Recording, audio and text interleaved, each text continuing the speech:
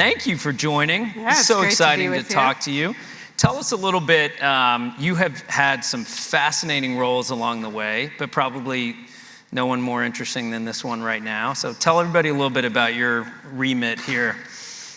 So I've been at Goldman for about 13 months now, and my role spans leading the consumer marketing organization for the firm. And it's super interesting because Marcus by Goldman Sachs and the consumer business are just about 6 years old now. So our team is really charged with standing up new businesses, thinking about how we market new products, how we listen to customers and get inside and really figure out how to build products that start with the customers at the center. And it's been phenomenal. The other part of it that's been great is just 2 years ago, Goldman Sachs hired its first ever chief marketing officer, a woman named Fiona Carter. And she is a legendary force in the industry. But it's fascinating to think about a firm that's 152 years old getting its first chief marketing officer and really starting to think and orient around how do we think about consumers, how do we think about customers, how do we think about our brand as we turn around and bring new products to market. So it's been amazing. What a fascinating time. You know, I was thinking about this coming in here.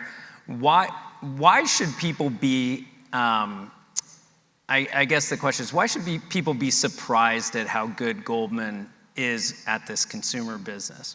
I think people shouldn't be surprised. I mean, when I look at the history of this 152-year-old firm, it's innovated all along the way, right? Mm-hmm. Creating the modern day IPO. Marcus is actually named after Marcus Goldman, who was an immigrant investment banker who started the firm and really has an amazing history and amazing story. And for me, the firm's center is all about client centricity. So when you think about what it's done in investment banking and global markets, everything's about putting the client at the center. And what better business to go into when you're thinking about putting the client at the center other than consumer banking products, which are ripe for disruption, and really starting to think about how do we think about consumers in the same way we've thought about banking and global markets and asset management and things like that over 152 years. It's fascinating. It's been extraordinarily impressive what you all have done along the way in a very, very short period of time. So when you think about the fact you start, Goldman starts this, it's been a very short period of time, but the pandemic lands right square in the middle of this. Talk a little bit about, now you've been at other institutions, what are the unique, what are the things that institutions faced during the pandemic that right out of the gate you had to adjust for as you tried to build numbers, consumer brand, the whole nine? It was wild. I think when you think about this business being just 4 years old when that hit, and even less, so a little over 3.5, and like having to take your workforce, completely remote, but at the same time thinking about how rough it got for consumers and customers during that time period. I was so impressed with our industry during the pandemic in its ability to empathize, in its ability to bring products to market quickly, and its ability to respond and listen and react. And I want to see that same thing continue, like that empathizing with consumers, that take products to market quickly, not just when you're in crisis, but every day, right? When we think about financial health and when we think about what consumers need, that listening, that empathy, that do things quickly and iterate those things based on what consumers say back to you is just so incredibly important. And do you find, you talked about, Goldman as an innovator, do you find that it's tougher, more challenging to innovate as part of a larger storied organization versus if you were at, a startup, a Neo, or, whatever it might be? How do you think about I that? have been unbelievably impressed and fascinated by this culture. It's incredibly flat, the organization. Things move incredibly quickly. So I have had no problem kind of launching new things, innovating the way we've looked at things since I've been here. And I see that all over the place. And it's like the best idea, not the most senior person's idea. Yeah. the most customer-centric and client-centric thing, not the most senior idea, which I think is so incredibly impressive, especially in our industry. Yeah, very. So when you think about coming out, I think we're all asking right now, what sticks after this? What decisions that were made internally, what kind of things you put in place that you were like, these weren't here before, but they're going to stick on the other side of this? What are the one or two things that are the most important that you think across the industry that are going to stick coming out? I'm going to tell you what I hope sticks and then what I think will stick. What I hope sticks is empathy in every regard, not even just in banking, but like the fact that it was okay to have your kids run into a Zoom screen, the fact that it was okay for us to like be in someone's living room or in their kitchen or among their roommates on their video screen. I think it allowed us to get closer to who we're serving in the workplace, which in turn I think as like a marketer and a person who runs a consumer insights function lets you get closer to your consumers. And I think that's incredibly important and I hope it sticks. The other thing I hope sticks is the understanding that digital is everything and it's everywhere and that it will only get more and more that way. So the idea of bolting on digital as like a secondary thing in your business, it just can't be that way. And as we think about new channels, like I look at the growth of something like influencer marketing. If you would have like asked me 5 years ago if we would have been looking at the way to communicate intelligent finance content to consumers would be through someone 22 years old on a social media account, I would have been like, what? Like, I'm moving on to the next thing. Right. But it's been explosive, right? And it matters. And that authenticity and the communities that are living in those spaces. And I think I hope that sticks, that people really understand that has to be embedded. Yeah. And I think the only thing that I hope doesn't stick is the disconnection from each other in person, which is like why I'm so excited to be here. And I think getting back to a place where you can connect with people in real life and understand that, yes, digital is important and it's everything and everywhere, but there's nothing that takes the place of human connection for us. Yeah.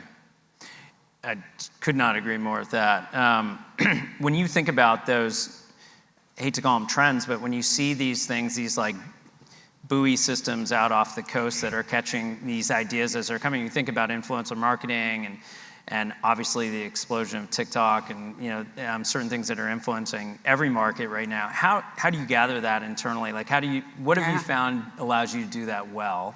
You have to hire curious people. Yeah. For me, and I'm sure, listen, you've founded startups, you've done a whole bunch of things. Curious people are the best. People who like to study human behavior, just fascinated by what's happening in the world. And I think thinking about the fact that something like a TikTok, right? It's like there's more searches for financial advice on TikTok than on Google. Like that should blow all of our minds in thinking about things. And I think it's that curiosity that has to permeate the culture. And you just have to stay up with it. And I think at our business, like we keep track of the number of consumers and customers that we've talked to since we were started, and like we're relentless about it. If we're not talking to customers, if we're not connected on the phones, if we're not listening on social media, if we're not studying our products, if we're not carefully iterating on our products, then what are we doing, right? We're just creating banking products that have been created and, let's be real, they're commodities. They're not that interesting. And I think we have to think about how to serve people, how to know who we're serving and to study those people in really deep ways and know what's coming for them even before they know it's coming. It's interesting the tie, when I think about the people I really admire who've built very big, fast-growing software businesses and businesses in financial health and other areas, almost to the one, they're the people that spend a lot of time talking to their teams about diversifying the inputs of information in their brains. They're like, you're the switchboard operators of the business. And it's really important that your team diversify the inputs of information as much as you can. So it's fascinating, forcing people and encouraging people to get information from multiple places usually leads to a lot more innovation. We were having a conversation. I was at an offsite this week, and someone said something I thought was very profound. In our industry, complaints are a big deal, right? We're regulated. You have to study complaints. You have to understand. And our head of engineering said, if you got a complaint, it means you already lost. It means you missed probably 4 or 5 or 6 or 7 times along the way. And really what you should be studying is how many times the complaint came across someone's desk and something could have been done about it. And then going and solving those root cause things versus just worried about tracking complaints and, is the complaint number going down? Yep. And I think it's that type of relentless thinking, to your point, across not just the things that happen on the back end, but the foresight that we all have to have. So these folks are interested in consumer perspectives on stuff. Give me the top 2 things you're hearing from customers on prioritization, like product prioritization, life prioritization for how it embeds in their lives. Give me the top 2. Listen, I'm gonna pre-answer and then answer. Okay. We just did a study where we asked a question, which was we got to the percentage of consumers that think that their bank plays an active role in their financial success. What do you think that number was? Oh man, I hate it when percentage of people who think. He thought he was going to get to moderate the whole time. Yeah. I'm the moderator. I'm not here for the answers. I would say who think that the bank is actively involved in their life. 31%. That's good. 75% of people don't think their bank plays a role in their 40%. Financial success. Yeah. So interesting. Say that again. 3 in 4 people don't think their bank plays any role in their financial success. That's almost 75%. Right. Yeah. Juxtapose that stat, which you guys have had a lot of stats. I'm using this to make a point, not so you take the stats away, but that searches for financial advice are up 39% since 2019. So like banks, who are the place that hold money, that are supposed to be caring for consumers, anticipating needs, thinking about how to help people on their journey, are not cutting it in terms of, and so people are on Google searching, or TikTok, or wherever they are, searching at a rate, someone help me figure this out. In my view, that's a call for all of us to say, how do we think about our business? How do we talk? How do we anticipate? How do we have conversations with people about money? And not in PDFs that are 3 pages deep buried in your website, but in the actual experience in the moment of connection. So for me, I think that's what we're hearing, is like, be there when I need you. Anticipate what I'm going to need and help me. I want you, holder of my money, not just to be a vault, but to actually be an active partner in my success. Yeah. It's been interesting from our, we have about 1,000 banks that use our software for financial wellness, financial health, financial capability. And it's been interesting to see how that's gone from being important and, in many cases, a nice to have for a lot of folks to being just absolutely foundational and built into the software, built into measurement, impact, the whole piece. As you think about this like digital first move, and it being embedded everywhere across product platforms, and how do you look out 2 years from now, and what's changed in the relationship between a financial institution and the customer based on that? Oh man, I think 2 years, I think we're seeing a shift. Like back in the day, right, I think like the reality was you walked into your community bank, Joe behind the, teller line knew your family. He knew, should he lend to you, should he not lend to you based on knowing your history, knowing your kids. He knew if you needed a kid's savings account because he saw your kids grow up. He knew when your kid was going to college. And then, right, so much has happened since that moment. And still, when I think about the products we build, the way we interact, it's still based in that old model. And then fintechs came and did a wonderful job disrupting, right, the micro pieces of the financial experience and ecosystem. But then it got so fragmented for customers. So like, it's so interesting when you think about how fintech was born. It's like, solve the micro problem, right? Stash solved this, PayPal solved that, like all the, the things that happen. And now I think what we're seeing is, God, this is so complicated. Like, I don't want to have 25 apps to manage this thing. Right. Life is busy, right? Like, I don't want to have to think about going here for there and this for that and whatever. So I think we're going to see a move back to convergence. And I think those that can figure out not just how to have an easy experience and a digital experience where I can get in and out, but actually knowing me and being there to help me and having that advice and the experience and the conversation embedded in that ecosystem. Yep. So I think 2 years from now, the winning players will have done that. And when you think about that from a competitive environment, how can banks set themselves apart from that and maybe tie it to this conversation around financial health and being on the side of the consumer? I think, the basics of knowing. Because it's a crazy crowded Yeah, the other world. thing we've seen, right? Like, look at the Patagonia story. It's like, it's unbelievably impressive when you see someone really go on a limb for the world and with a purpose that is so connected to who they are and who their company is. As an impact CEO, that guy kind of ruined it for all of us. He's like, no, what are you going to do after that? Up But there with like the United Way check for $5,000, like, yeah. So, yeah, he kind of ruined it for everybody. Thanks. Yeah. But I think in addition to what I was saying, like, we have to know, banks have to know who they are and like the purpose. And I think one of the other things demanded through the pandemic was like, you have to have a social ethos, and it can't be, a purpose statement that lives on the wall in your, corporation or wherever you are. It has to be something embedded in everything that you do. In my view, like, the differentiation needs to come from that. I think we all need to be focused on the things that I just said, but what will make all banks unique and different is where you lean from a purpose perspective. What is your ethos? Where will you do good? How will you leave an impact? It's fantastic.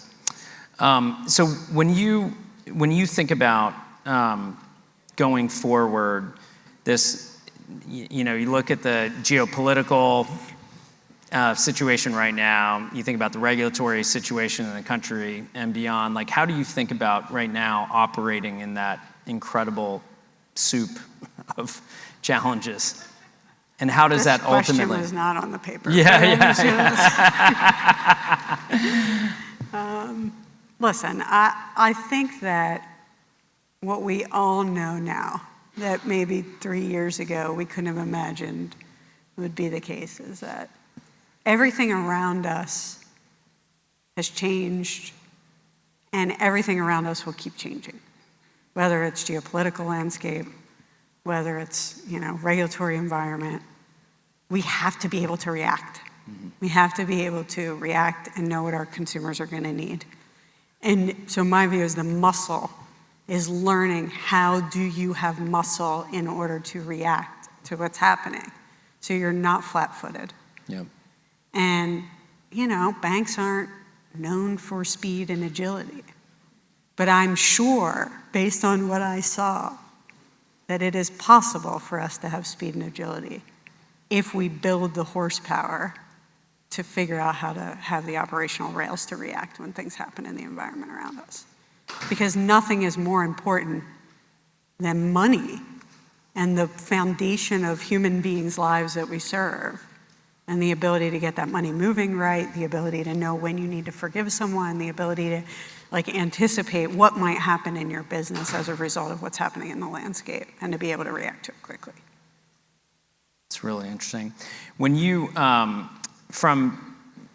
think about how consumer protection and the elements of ultimately building the guardrails around products and these various things, and you think about, I always kind of tie that to the lens of equity and making sure that these products are reaching into all areas of the community. How do you think about that on a day-to-day basis? I think, listen, this is a thing that I think we are ruthless about, because the whole foundation of a consumer business in an organization like Goldman Sachs is about finding accessibility and thinking about how to take the things that you've been able to build over 152 years and use and leverage those things to be able to get them to consumers and the masses, and think about the communities where you live and work and who you serve. So I think when I think about consumer protection, and when I think about equity, we are constantly talking about. Constantly. There's not a time where we don't have inside the conversation around a new product, a new marketing campaign, the way we have to study diverse perspectives. Are we ready for this? Are we committed to this? How are we thinking about this community? How are we thinking about that community? Having our control partners at the table with us, making sure that we're doing those things in the right ways and thinking about those things in the right ways. And listen, our country, the makeup, like if you just look at the sheer demographics of our country and what they're projected to look like in 10 to 20 years, it's remarkably different than it looks today. Yeah. And if we don't get that right commercially, we won't be able to exist. Like we talk about the wealth transfer. When you look at the wealth transfer of what baby boomers will pass, much of that will go to women. The wealth transfer will be predominantly to women in our society and in our country. And you look at that and you think about what does a financial advisor network need to look like if you're moving from serving a majority of men to a majority of women? Yeah. It look different. We study like when a spouse passes away, a man has had the primary advisor relationship, the woman is like very, very likely to leave that advisor and go find her own because she was never treated, right? Like she had a seat at the table during the actual relationship. So I think it's studying those things, making sure you're ready and understanding that if we don't do it, not only is it good for society, good for the world, good for social issues, but good for commercial impact, and we'll have to do it in order to survive. Yeah. One of the things that we found, we have about, I think it's like 6.2 million young people finish our course every year.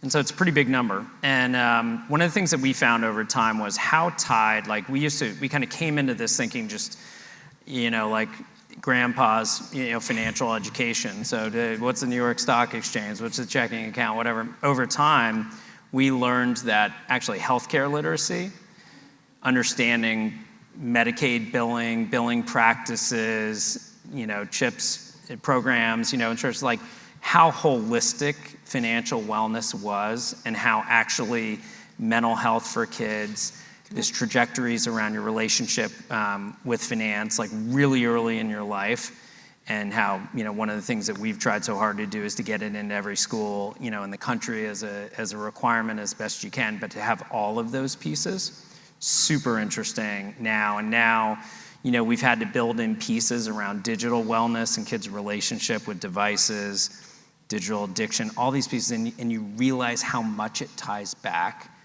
to confidence and time spent and their relationship with money, their relationship with security, their relationship preparation for college and student lending and all these pieces. It's a really, really interesting time in the financial wellness world. Yeah. It's amazing what you guys have done. I mean, I have really to say, when I think I have a 6-year-old and a 3-year-old, and I'm so paranoid. I knew nothing. I remember no one ever talked to me about money. Yeah. Like when I think back and I think about the principles of like what the conversation at the dinner table was about, like, did I really understand the fundamental principles I needed? And the answer was no. And now I'm totally paranoid that I will do that to my kids. So I'm constantly talking about it, right? And and in the right way. My son was like, I want to have as much money as Elon Musk. And I'm like, parent, I'm like, no, you don't. You don't want that. What you want is happiness, and you want to be someone who's actually doing good in the world and having an impact, right? Money will come, but only if we teach that, and only if we get them thinking in the right way about the fundamentals of it in their lives. To your point, it's connected to everything, right? All day long, you're interacting, right, with money. And it's amazing how little we talk about it. Yeah. Yeah, I mean, these are all, it's one of the things that's the hardest thing. We leave so much of this to teachers and others to go harvest the parts of the, the internet and take down videos and embed it in the classroom and all that stuff. And so something that definitely needs to exist on every front. So last question for you. What is the most interesting thing in your world, in your job that you've learned in the last year that these folks would be fascinated by? Most interesting thing I learned in my job in the past year. Listen, I've learned so much about myself in this job, and I think that is not a transferable learning to others. But what I've found is being in a 6-year-old company inside a 152-year-old company teaches you a lot about how to live in like multiple worlds and multiple societies in like a lot of ways. So I think for me, it's been about learning 2 new cultures in a year, and at the same time, those cultures relearning themselves post-COVID and trying to figure out like how we all operate in a world where we're reconnected. And I think honestly, that's been my learning this year, is just like how to reconnect. Like I'm a 25 out of 25 on an extrovert scale. And I swear I forgot how to like say a basic hello to someone, and like totally. Yes. like running to Yeah. and it's bizarre, right? But I think when you're in a new company, in a new culture, in a new environment, and all of a sudden everybody's back to like interacting the way they were before, it's a bit crazy, and you learn a lot about yourself. Absolutely. How about you? Are you got to answer that one? Yeah, I think that I think the biggest thing that I've learned in the last year, certainly in the last maybe 2 years, was the profound role of the school in children's lives. And it has like zero to do with learning in the classroom. I mean, this is where so many kids are. I was down in Mississippi, kind of right in the middle of maybe it was like a year ago, and I sat in this room. I was in the principal's office where I've spent far too much time in my life,